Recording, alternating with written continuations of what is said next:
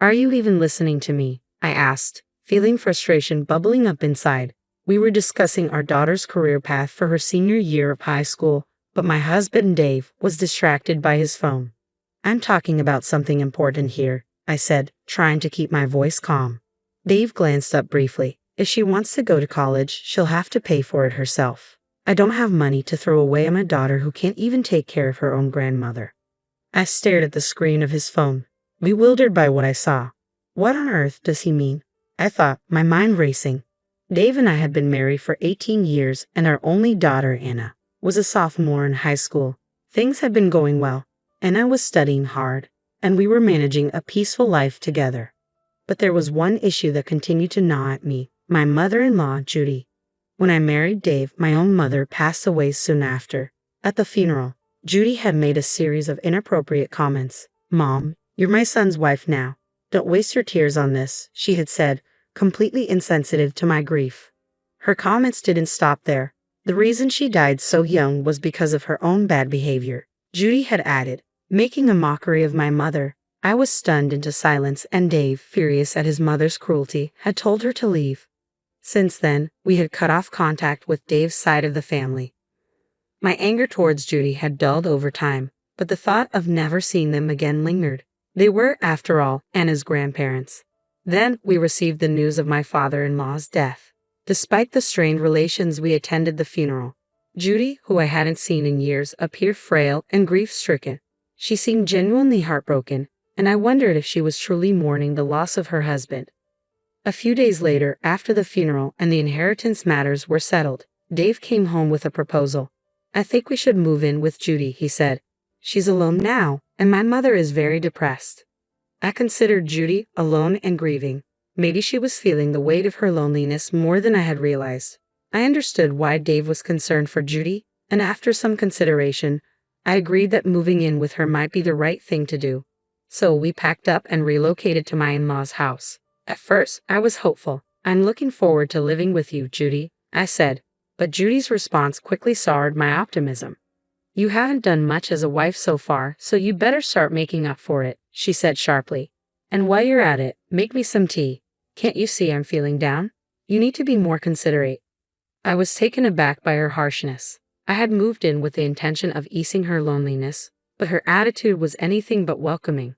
To make matters worse, Dave and I both worked full-time, but he left all the household chores to me. "Hey, is dinner ready yet?" he asked as he came home from work. "You're such a bad wife, ignoring your duties. I'm really disappointed in you." I couldn't understand why Judy was constantly criticizing me, and it seemed to be getting worse. Judy's discontent didn't stop with me. She started targeting Anna too. "Hey, please fold the laundry," Judy would demand. "But I'm studying right now," Anna would respond. Judy's reply was stinging. "What a charmless girl you are, just like your mother. You can't even obey your elders. Girls should be helping around the house instead of just studying." Anna, going through a rebellious phase, snapped back. "Studying is important. Doing house chores all the time isn't useful." Judy's frustration boiled over. "You're such a useless child." The tension between Judy and Anna escalated rapidly, and the situation grew increasingly strained. It was clear that the relationship was deteriorating fast. I found myself regretting our decision to live with Judy, questioning why I had agreed to this in the first place. Meanwhile, Dave was gradually being swayed by Judy's influence. "Welcome home, honey," Judy greeted him as he walked in. "Let me take your bag and jacket. You should sit and relax." "Thanks," Dave replied, settling into a chair. Judy turned to me with a disapproving look. "It's a wife's job to serve her husband," she said. "I'd like to teach Clara how to be a good wife, but it's difficult when she's unmotivated and doesn't take me seriously." I could hardly believe what I was hearing. Dave, under Judy's influence, defended her whenever she lied or complained, ignoring what Anna and I had to say. "Clara and Anna are always harassing me," Judy complained. "Please do something about it." "That's disgusting," I said. "I've never harassed her. She always crumples up my laundry and treats me terribly," Judy continued. "I've never done that," I protested. "She's the one who complains and harasses me constantly." "How dare you talk like that?" Judy snapped. "You're not being a good wife at all. It's all thanks to me that you're able to live comfortably. You know that, right?" Dave, believing Judy's lies, began to lash out at me and Anna. As this turmoil became a regular occurrence, Anna was about to start her senior year of high school. The situation reached a new low on the day of a parent-teacher conference at her school. I made it a point to attend every parent-teacher conference and always kept Dave informed about what was discussed. That evening, we were in the living room after dinner, discussing Anna's college plans. Anna's considering several colleges with strong programs in her field, I said. Her teacher mentioned that if she's set on this particular college. Are you even listening to me? I interrupted, noticing that Dave was absorbed in his phone. He didn't look up or show any interest, just like he had been last year. I'm talking about something important here, I persisted. Shut up, Dave retorted. If she wants to go to college, she'll have to pay for it herself. I don't have money to waste on a daughter who can't even look after her own grandmother. I was taken aback by his response. What are you talking about? What do you mean, stupid? I don't have any money of my own, and you're being incredibly irresponsible. You have some nerve relying on me for money when it suits you. Dave snapped. You're just like your mother. I wonder how she raised you to be so entitled. My daughter, Anna, who had been listening, confronted Dave. His anger flared up, and Judy chimed in, taking Dave's side. If the mother is inadequate, the daughter will be too, Judy said. A daughter who doesn't know her place and gets too big for her britches doesn't deserve any support. That's right, Dave agreed. Why should I pay for a selfish, ungrateful daughter? Dave's words cut deep. I couldn't believe he was calling Anna selfish. We had been saving diligently for her college education, and it wasn't as if we were broke. I reached my breaking point. I couldn't stand Dave and Judy's disdain, fueled by their dislike for us. If you're going to be this insistent about money, then fine, I said, my frustration boiling over. I'm filing for divorce. The words felt like a release. You won't be able to afford Anna's college fees on your own, you know. Dave scoffed. If you want a divorce, go ahead. I don't want a useless wife who can't even support her own husband's family. And I certainly don't want a daughter who's been raised by such an idiot. He continued, the savings we've accumulated will be used for my family, especially my mother. Don't count upon any of it? Fine, I said, trying to keep my composure. I hope you live in a world where your arrogance is tolerated. Dave's anger flared, and he looked down at me with disdain. I met his gaze with a defiant laugh. Don't worry about the money, I told Anna gently. Just come with me. Anna, bewildered by the sudden turn of events, remained silent. You're going to run to your father and cry, aren't you? I continued. He must be so annoyed that you depend on him at your age. But I guess it's not surprising since he raised you to be his idiot daughter. I added, you get angry when people speak badly about your family, yet you're quick to judge others. You're so contradictory. When Anna heard my words, she seemed to come to a realization. Let's go now, Anna, I said. Okay, Mom, I'm coming with you, she replied. So Anna and I left my in-laws' house and decided to stay at my parents' place for the time being. A few days later, I instructed my lawyer to move forward with the divorce and sent a certified notice to Dave. Not long after, Dave showed up at my parents' house. What are you doing here? I asked, opening the door. I'm so sorry. I apologize sincerely, Dave pleaded. I don't want a divorce. Please come back home. He looked at me with a pitiful expression and tried to cling to me. I was stunned by his audacity. I had already suspected that our joint savings were dwindling. When I requested a background check from the credit card company, I discovered that Dave had been spending money at a club, entertaining hostesses. It seemed he had been preparing for the divorce in secret. Dave was known at the club as a customer that hostesses avoided. In his desperation, Dave had proposed to one of the club hostesses, claiming he wanted to marry her.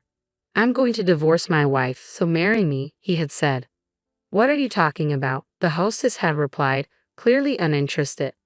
I truly love you and can make you happy, Dave insisted. I'm not interested, she had said, rejecting his proposal. When Dave's advances were repeatedly turned down, he became a nuisance. Eventually, he was banned from the club, and his contact information was blocked. Still undeterred, Dave waited near the club, hoping for another chance. I'm serious, he pleaded. Please just listen to me. I have to go to work now, the hostess said firmly. Please, I need to talk to you, Dave persisted. I'm in a hurry, she responded, leaving him behind. When Dave attempted to speak with the club hostess directly, she rejected him coldly. His persistent behavior did not go unnoticed. His colleagues at work began to shun him. When his boss learned about Dave's nighttime escapades, he was summoned for a serious discussion. "I hear you've been stalking a club hostess," the boss said, clearly unimpressed. "I'm not too fond of that kind of behavior." Dave, still fixated on his pursuit, responded, "I'm serious about our relationship and thinking about marrying her. I really love her." "I understand your feelings," the boss replied, "but I'm not sure she shares the same intentions. If you speak with her properly, she might understand." "Well, to begin with, I thought you had a wife and a daughter," the boss continued, looking perplexed. "My wife and I are getting a divorce," Dave said dismissively. "Both my wife and daughter are annoying. They're making a fuss about college, while the hostess is far better than my selfish wife and daughter." The boss was taken aback by Dave's shallow reasoning. "What on earth are you thinking? As a husband, you should consider your wife's position." "I did," Dave insisted. "But my mother—" "You only listen to your mother," the boss cut in. "If you're a husband, you should also listen to your wife. Besides, you don't take your daughter's college aspirations seriously but are all in for another woman. How can you think that's acceptable as a father?" "You better get your act together," the boss warned. "Yes, sir," Dave replied, shaken by the confrontation. As a result of his behavior, Dave was demoted and faced a pay cut, a stark consequence of his actions. I sent Dave a certified letter demanding a divorce, custody of Anna, a division of property, and reimbursement for the money he'd spent on the club for alimony. "I'm really sorry, I was wrong.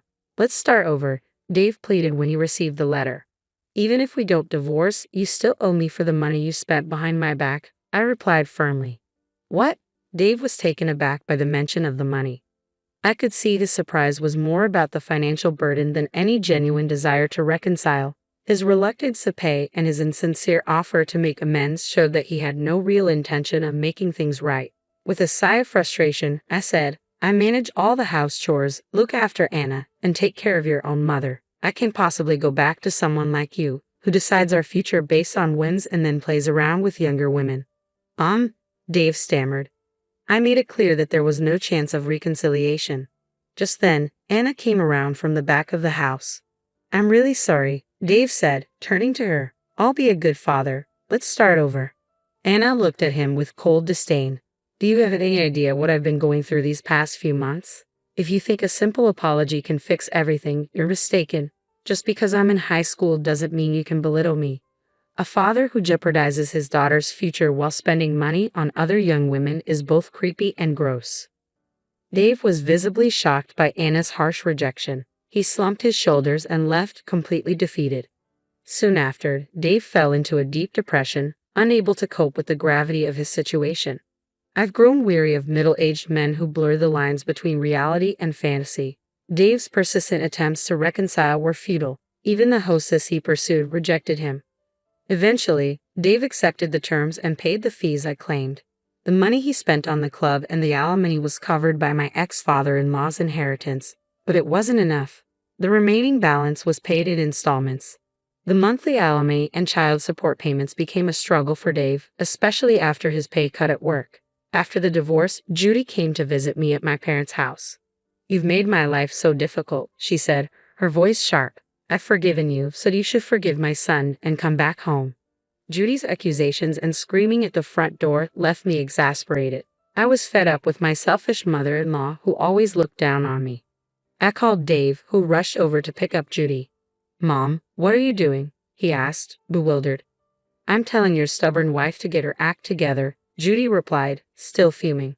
"I'm not his wife anymore," I said calmly. "I have a record of everything you've said to me while we lived together, and I can file for additional alimony if you keep this up." "Are you even listening to me?" Judy retorted, her anger rising. "How did you speak to me like that?" she snapped. "That's enough," Dave finally interjected, his patience wearing thin. "You're putting me in a difficult position, Mother." In a fit of anger, Dave decided to put Judy in an institution. With the alimony, child support payments, and facility costs, Dave's financial situation became increasingly strained. Another challenging month passed. Dave now had to manage all the house chores alone and face a lonely existence. Meanwhile, Anna and I were finding peace at my parents' house. She focused on preparing for her college entrance exams despite the chaos. "Here's your dinner," I said, handing her a plate. Why don't you take a break? Thanks, Mom, Anna replied, her eyes brightening. I was just starting to get hungry. I'll eat now. You're working hard, I said, but don't push yourself too much. Anna smiled. I'm determined to be independent and succeed on my own. I'm not going to rely on anyone else. I chuckled at her resolve. If my daughter is committed to her path, I'll do everything I can to support her. Her happiness means more to me than anything else.